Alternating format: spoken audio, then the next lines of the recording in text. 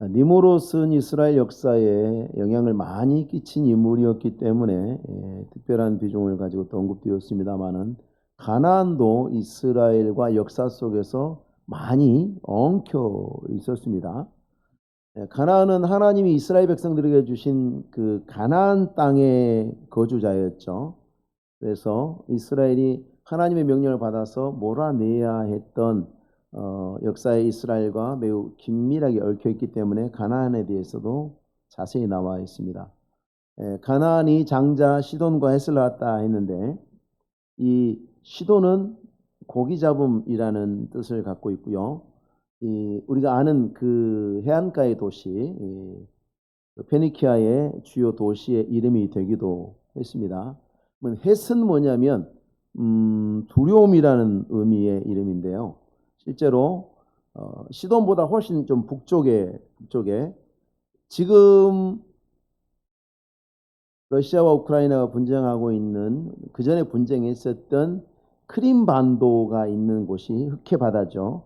터키의 북부죠. 거기에서부터 쭉 내려와서 시리아, 지금 이스라엘 바로 옆에 시리아에 있는 지역까지 굉장히 많은 지역을 차지하고 살았었고요. 고대 애굽 그리고 아수르와 경제적으로 군사적으로 경쟁을 할 만큼 굉장히 강력하게 번성을 했습니다. 성경에는 헷이라고 되어 있고요. 세상 역사에서는 히타이트라고 부릅니다. 히타이트. 역사 공부할 때 한번 들어보셨을 거예요. 고등학교 역사에서 나옵니다. 히타이트. 그것이 바로 헷 족속이고요. 우리가 아수르라고 부르는 것은 세상 역사에서는 아시리아라고 부르는 제국이기 때문에 성경 역사는 세상 역사에 그것과 다르지 않습니다. 연결되어 있습니다. 자, 그리고 이제 가나안의 자녀들 중에 이제 여부스가 나오는데 나중에 다윗에게 추방당하기 전까지 예루살렘 지역에 정착해서 살았던 사람들이었습니다. 그리고 아모리는 가나안 7족속 중에서 가장 강성한 사람들이었고, 그래서 고대 애굽과 그 위쪽에 레바논 지역의 기록에는 가나안 땅을 아모리의 땅이다 이렇게 기록한 것들이 많이 나타난다고 합니다. 그리고 이제 하맛이 있는데 하맛도 우리 귀에 익숙하죠. 시리아의 그 오론테스 강이라고 있는데 그 강 상류에 있는 마을이고요. 이스라엘은 하나님이 자기들에게 주신 땅의 지경을 살필 때 서쪽은 무조건 지중해니까 볼 것도 없고요. 남쪽으로는 애굽 그리고 북쪽 경계가 하맛으로 여겼습니다. 그래서 열왕기상에도 보면 우리 하나님 여호와 앞에서 절기를 지켰는데 하맛 어귀에서부터 애굽 강까지의 온 이스라엘의 큰 회중이 모여 그와 함께 하였더니 이렇게 되어 있습니다. 그러니까 하나님이 주신 데가 거기까지다라고 이제 자기들이 받아들였죠. 이 가나안 후손들은 구약 시대에 계속해서 이스라엘 민족과 충돌합니다. 영토를 두고 날카롭게 대립하고 했습니다만은 나중에는 이제 사라지죠. 이 사람들의 초기 영토는 이제 보신 그대로 가나안의 이제 자손들을 통괄해서 보면 서쪽으로는 이제 시돈 지역, 그리고 남쪽으로는 지금 블레셋 땅인 그랄과 가사라고 분명히 나오죠. 그랄과 19절에 보니까 가나안의 경계는 하고 나오는데 그랄을 지나 가사까지와 가사라고 성경에 되어 있는 것은 오늘날 뉴스에서 나오는 지금 전쟁 중인 가자가 가사라고 보시면 되겠습니다. 그리고 동쪽으로는 사해 남쪽에 소돔과 고모라, 북쪽으로는 라사에 이르는 곳입니다. 이제 나중에 이제 이들이 가나안 족속이 역사에서 사라지고 이제 이스라엘 민족의 이제 활동 무대가 되죠. 이것이. 자, 구약의 이스라엘은 셈의 후손입니다. 그의 혈통에서 여자의 후손 예수 그리스도가 태어나서 구속의 역사를 완성하기 때문에 그들의 조상이 되는 셈은 축복을 받지 않습니까? 영광스럽죠. 그래서 셈은 에벨 온 자손의 조상이요 라고 되어 있는데, 자, 하나님이 이끄시는 역사가 구원의 역사라는 것을 보여주죠. 에벨이 누구냐면 믿음의 조상 아브라함의 직계 조상입니다. 그리고 히브리 민족이라는 이름의 뿌리가 됩니다. 자, 그 히브리도 이브리라는 말을 생각해 보시면 그 히브리어는 모음 없이 자음이 중심이 돼서 전개가 되죠. 그러면 생각해 보십시오. 에벨 그러면 이응 비읍 리을 나오죠. 이불이 이응 비읍 리을이죠. 모음만 바뀌어요. 그러니까 같은 어원이 같은 단어예요. 그러니까 뜻이 뭐냐면 건너다. 히브리 사람들, 강을 건넌 사람들 그런 의미지 않습니까? 그래서 에벨이라는 말에서 결국은 히브리 민족이라는 단어가 여기서 나왔다라고 뿌리를 그렇게 쳤습니다. 실제로 아브라함이 유프라테스 강을 건너서 가나안 오기 전까지 그의 후손들이 에벨의 후손들이 유프라테스 강 건너편에 살고 있다가 그렇게 계속 강을 건너서 움직여요. 인류 구원의 역사에 히브리 민족의 등장과 셈의 족보가 밀접하게 연결되어 있는 걸 보여주시는데요. 하나님이 성경을 기록하신 것은 무엇이냐면 하나님의 구원 역사를 보여주시려고 하는 거예요. 그래서 세상 역사는 돈이 어떻게 흘러가는가, 권력이 어떻게 흘러가는가, 누가 더 많은 땅을 차지했는가, 뭐 그런 거에 관심을 갖고 있잖아요. 하나님은 전혀 그렇지 않아요. 하나님이 세상을 구원하시는 그 발자취가 어떻게 되는지를 우리에게 보여주시기 위해서 기록하신 책이기 때문에 같은 역사를 다루지만 다른 비중으로 다룹니다. 그래서 역사에 되게 날렸던 제국들 뭐 별로 중요하지 않게 다루기도 하고요. 이스라엘 민족은 사실 뭐 아무것도 아닌 그냥 한 귀퉁이에 그냥 존재감도 거의 없는 민족이지만 하나님께서는 굉장히 중요하게 다루시죠. 지금 역사 이 안에도 보면 결국은 어떻게 해서 아브라함까지 내려오게 됐는가에 대해서 굉장히 초점을 두고 다루고 계셔요. 왜냐하면 그를 통해서 결국은 온 세상의 구주이신 예수 그리스도의 역사로 연결되기 때문에 그렇습니다. 자, 셈의 후손 중에는 아수르와 아람이 보입니다. 22절에 보면 셈의 아들은 엘람과 아수르와 아라박삭과 룻과 아람이오 이렇게 나오는데 특별히 이들의 눈에 띄죠. 아수르는 유프라테스 강 지금 이라크를 흐르고 있는 유프라테스 강 상류 지역입니다. 그러니까 오늘날로 치면 이라크하고 터키 그 경계 지역 전체를 말하고 있겠죠. 거기에 제국을 세우고 고대 세계에서는 바벨론과 더불어서 가장 번성했던 곳이었습니다. 나중에 북이스라엘이 이 아수르 제국에 의해서 멸망을 당하죠. 근데 그 아수르가 셈의 아들입니다.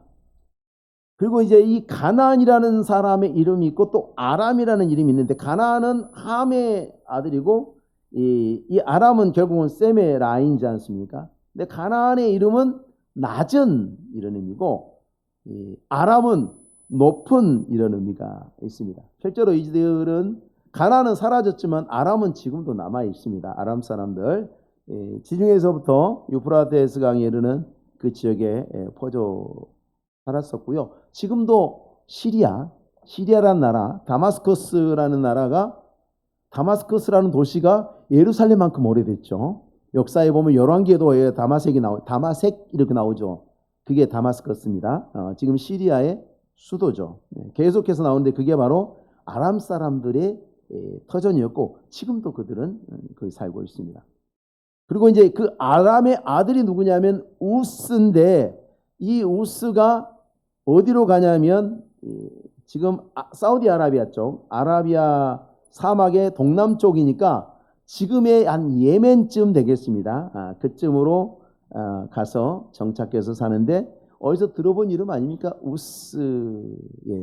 새벽 예배 때 제가 욥기하고 있는데 욥이 살았던 곳이 우스입니다. 욥기 1장 1절에 우스 땅에 욥이라 불리는 사람이 있었는데 다 이게 연결돼요. 우스 땅에 욥이라는 사람이 살았는데 욥도 셈 라인의 셈 계통의 사람이라고 볼 수 있죠.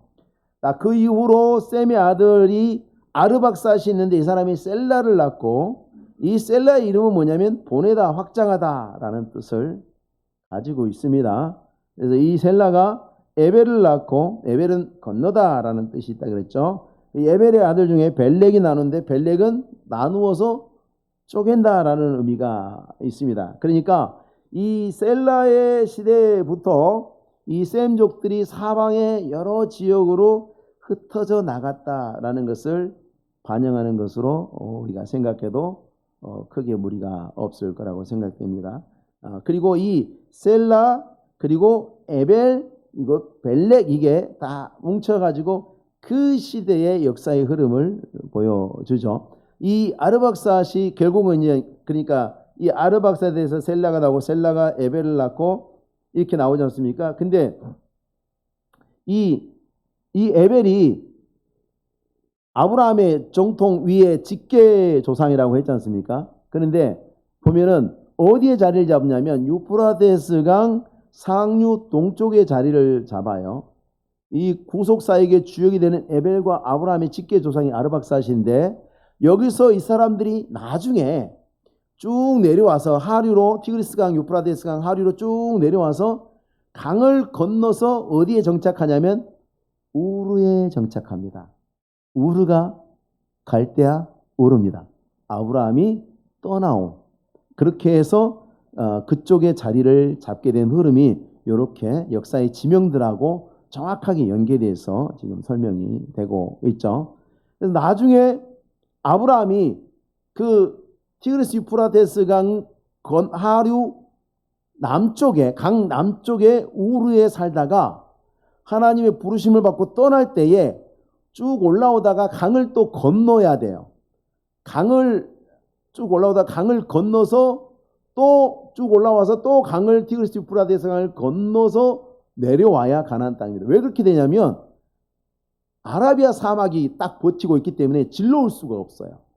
그래서 빙 돌아오게 되면 강을 또 건너게 돼 있어요. 그래서 이들의 이름이 아브라함의 후손들의 이름이 히브리 사람이다. 강을 건너는 사람들이다. 그 조상도 강을 건너 다녔고 아브라함도 강을 건너 다니니까 그들의 이름이 그렇게 히브리로 붙여졌다. 더 잘 어울리는 것 같습니다. 자, 25절에 보면 그래서 그때 세상이 나뉘었다 그랬는데 이제 벨렉의 시대를 설명하는 거죠.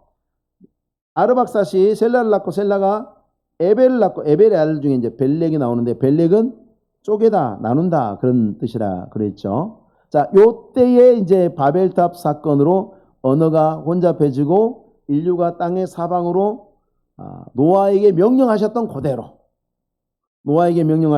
그대로 흩어진 사건으로 보는 것이 타당해 보입니다. 그러니까 모든 인류가 흩어지지 않고 한 곳에 모였다기보다는 그곳에서 집중적인 어떤 반역이 일어난 것으로 보는 거죠. 결국은 사람들이 어쩌니 저쩌니 해도 하나님 말씀을 듣지 않고 자기들 나름대로의 뭔가를 성취하기 위해서 노력을 다하지만 결국은 하나님이 말씀하신 대로 모두 다 흩어버리신 하나님의 뜻대로 역사가 성취되어 가는 것을 이 성경의 말씀이 보여주고 있습니다. 하나님이 이렇게 족보의 역사를 기록하면서 보통 우리가 일반적으로 생각하면 족보는 어떻게 기록합니까? 제일 누구부터 씁니까? 큰아들부터 쓰죠. 큰아들부터 쓰는 거예요. 뭐든지 그렇습니다. 큰아들부터 쭉 써내려가죠. 근데 하나님이 이 족보는 이상하게 셈의 족보가 제일 뒤에 나와요. 큰아들 셈의 족보가 제일 뒤쪽에 나옵니다. 민족들의 기록표에 가장 마지막에 두셨습니다. 왜 그런가? 강조와 연속성을 위해서 그렇습니다. 그러니까 성경은 하나님의 구원 역사를 기록한 거라 그랬죠. 그러니까 이제 11장부터는 셈의 자손들, 오실 이스라엘과 오실 메시아에 대해서 초점이 맞춰지기 때문에 그 시작과 연결하기 위해서 일부러 셈의 족보를 뒤쪽으로 해서 11장, 12장으로 쭉쭉쭉쭉 연결되도록 하려고 이게 단절되지 않도록 하려고 이렇게 하나님께서 구성을 이렇게 만들어 놓으신 거죠. 성경은 하나님의 구원의 역사고 또 역사 기록일 뿐만 아니라 구원의 계시죠. 구원받는 지혜가 있는 계시의 말씀이기도 합니다. 하나님께서는 이 안에서 하나님의 구원 사역을 이루어 가시지만 그건 누가 하는 일이냐면 하나님이 하시는 일이에요. 셈을 택하셨어도 구원은 하나님이 하시는 거죠. 아브라함을 부르셨어도 구원은 하나님이 하시는 거죠. 그러니까 아브라함도 사실 아무것도 아니고 셈도 아무것도 아닌 거예요. 왜냐하면 여기서 이야기를 하고 있지 않습니까? 다 같은 조상이다. 다 같은 조상이다. 32절의 마지막으로 그 말씀을 하고 있습니다. 이들은 그 백성들의 족보에 따르면 노아 자손의 족속들이요. 같은 조상에서 나왔죠. 하나의 조상으로 나온 거죠. 셈과 함과 야벳의 지파들이 다 연결되어 있습니다. 다 같은 뿌리입니다.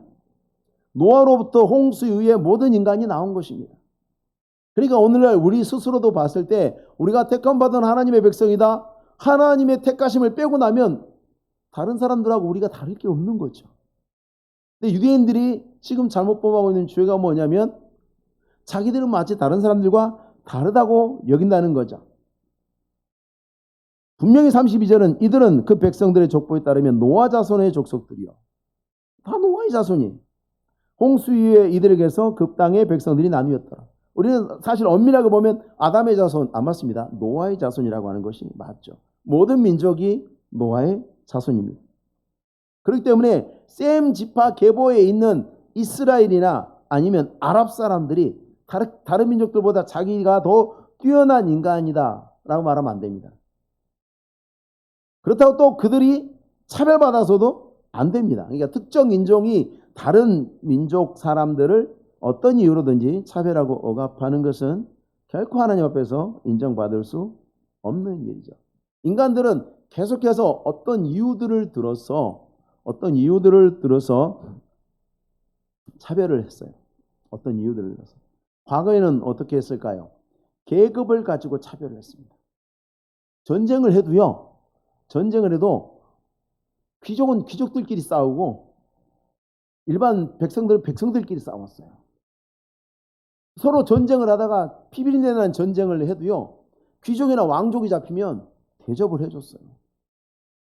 대우를 해줬다고 함부로 죽이지 않았어요. 자기들끼리 가르텔이 있어서 높여줬어요. 시간이 지나면서 이제는 뭘로 나눠졌습니까? 이제 민족주의라는 것이 등장하죠.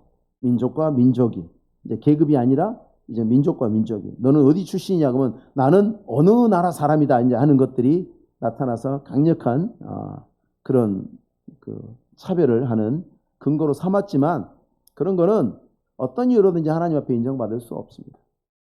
그건 죄일 뿐만 아니라 전혀 사실에 근거하고 있지 않죠. 누구도 어떤 인간도 다른 인간보다 내가 더 뛰어나다 탁월하다라고 말할 수 없습니다.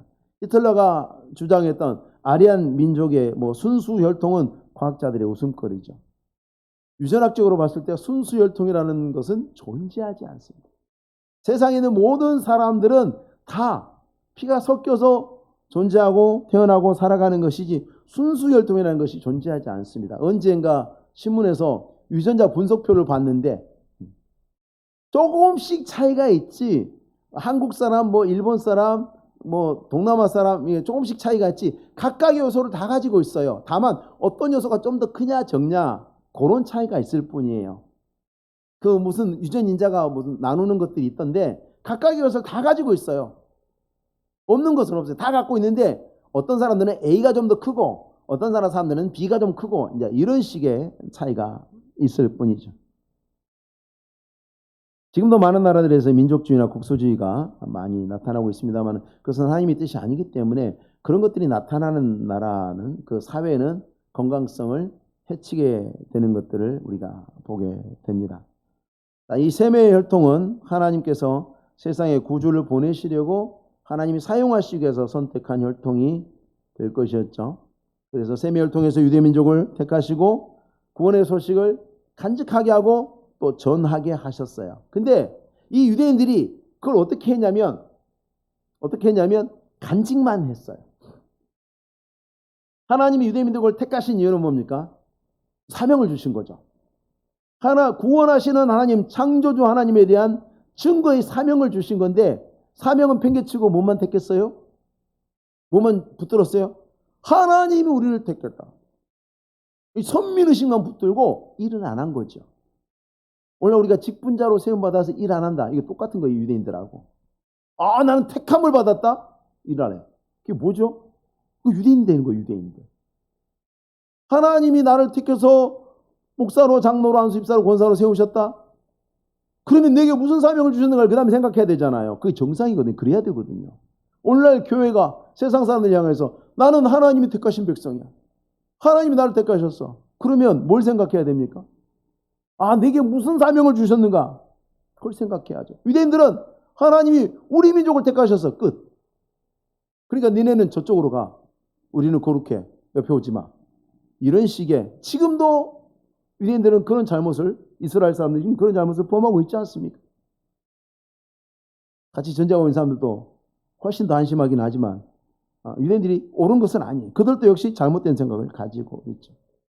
세상을 향한 선교적 사명의 부름과 그리고 그 사명을 감당하는 사역적 집단이 되는 일에 실패했죠. 우리는 그것을 보면서 교훈을 받아야 합니다. 그 가운데 또 하나님께서 또 뭘 보여주시냐면 이 함의 후손들, 그 조상 노아로부터 저주를 받았지 않습니까? 근데 실제로 함의 후손들의 발자취를 보면요, 비옥한 초승달 지역, 그러니까 디그레스 유프라데스강 그 유역을 차지하면서 인류 초기 역사에 굉장히 번성했습니다.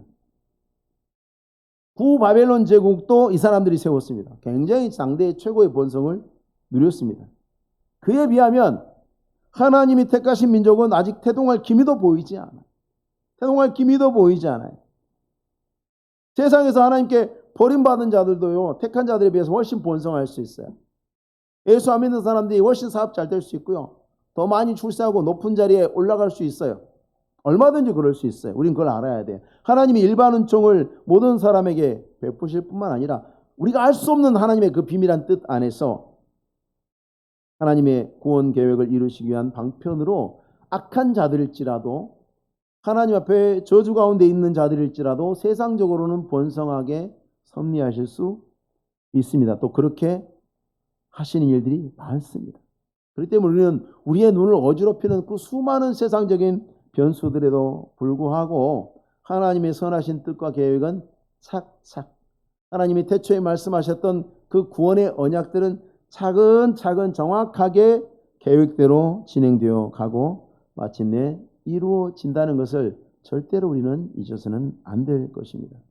인류의 오래된 역사의 그 민족들의 발자취와 흔적과 그 기록 속에서 우리는 하나님이 큰 그림을 그리고 있다는 것을 발견하고 우리 눈앞에 오늘 벌어지는 크고 작은 어지럽게 일어나는 그러한 일들의 흔들림이 없이 여전히 말씀하신 하나님, 구원하시는 하나님께서 오늘도 우리를 통해서 이 땅 가운데 주의 선하신 뜻을 증거하도록 우리를 부르신 그 사명에 합당하게 최선을 다해서 감당하며 나아가는 우리 성도님들이 되시길 바랍니다. 기도하겠습니다. 거룩하신 하나님 아버지, 어지러운 세상 속에서 우리를 부르셔서 지금도 하나님께서 사명을 주셨습니다. 하나님 아버지, 우리가 택함만 자랑하는 자들이 되지 않게 하시고 주 앞에 사명을 생각하게 하옵소서. 하나님이 부르심이 아니면 아무것도 아닌 자들을 택하여 부르신 하나님의 은혜가 지극함을 날마다 감사하게 하시며 부르신 하나님의 뜻과 계획을 마음에 기억하고 있지 않으며 항상 세상이 어지럽고 혼잡한 가운데도 분명한 하나님의 뜻에 증인이 되게 하시고 세상 가운데 하나님의 구원과 진리의 빛을 비추는 저희들로서 살아가도록 하나님 도와 주시옵소서. 선하신 하나님의 온전하신 인도하심이 우리의 평생에 함께 하실 것을 믿사옵고 예수님의 이름으로 기도하옵나이다. 아멘. 찬송가